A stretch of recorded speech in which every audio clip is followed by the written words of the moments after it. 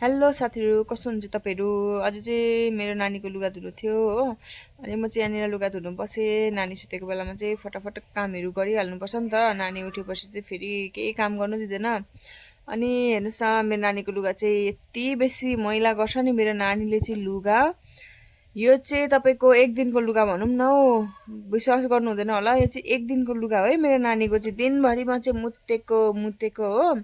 प्याम्पर्स पनि अब लाउनु माया लाग्छ, बिचरा कति चाहिँ प्याम्पर्स लगाइदिनु, कस्तो हुन्छ होला प्याम्पर्स लगाएकोले भनेर प्यान्ट लगाइदिनु पर्छ।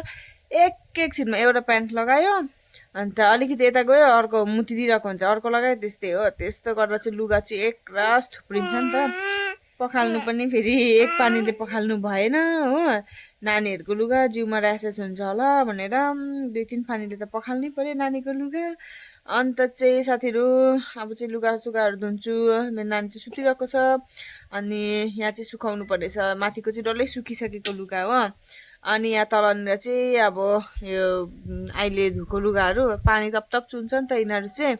घाम पनि लागेको छैन आज। अब कहिले सुक्ने यो लुगाहरू चाहिँ 2-3 दिन लाग्छ अब यो लुगाहरू सुक्नुको लागि।